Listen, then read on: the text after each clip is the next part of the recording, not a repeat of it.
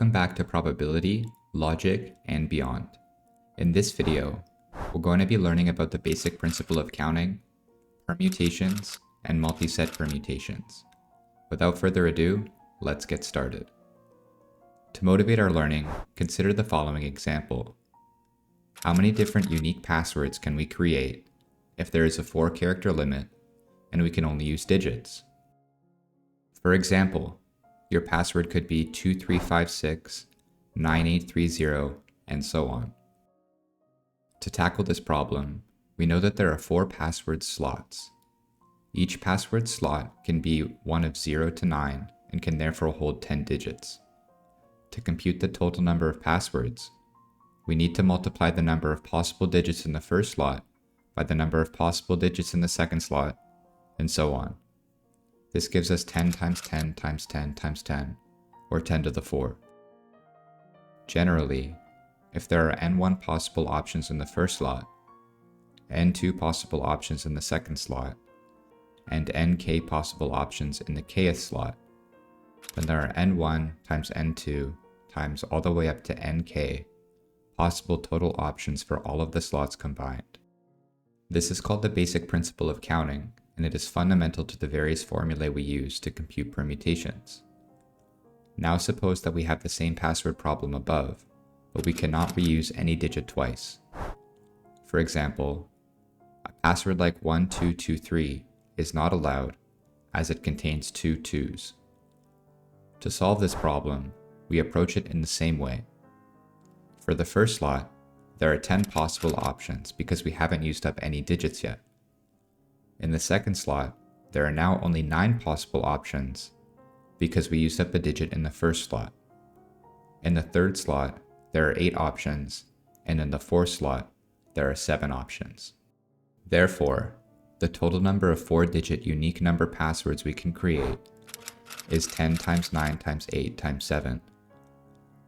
Let's expand 10 factorial. We know that our answer is 10 times 9 times 8 times 7.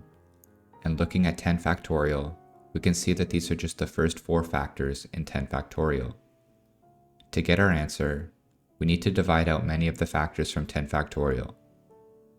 These factors are 6 factorial. Thus, we can get 10 times 9 times 8 times 7 by taking 10 factorial and dividing it by 6 factorial. More generally, the permutation formula, which is the number of ways to arrange or order a set of n items into k slots, is n factorial over n minus k factorial. In this case, n is the number of possible digits we could use, and k is 4 for each of the password slots.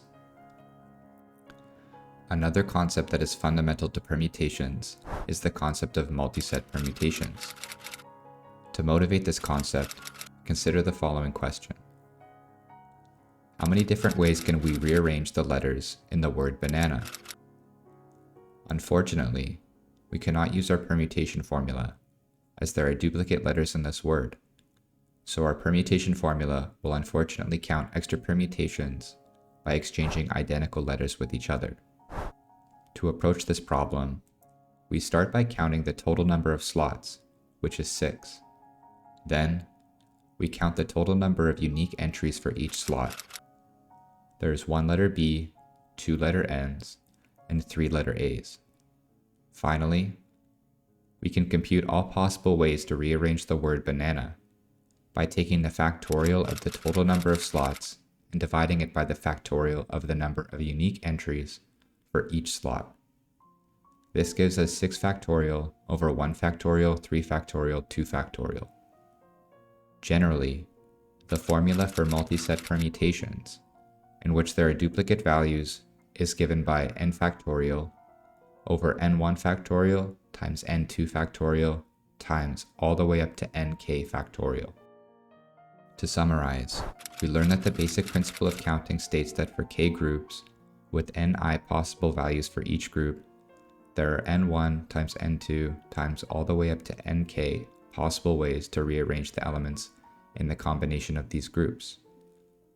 We also learned that the formula for permutations is given by n factorial over n minus k factorial, where n is the total number of elements and k are the slots that the elements can occupy. Finally, we learned about multiset permutations, and that the formula for permutations in which there are duplicate values is given by n factorial over n1 factorial times n2 factorial times all the way up to nk factorial. In the future, we'll learn about distributing elements into groups, combinatorials, and how to use these concepts to solve challenging problems. Thank you for listening, and please subscribe to the channel for more content on probability, logic, and beyond.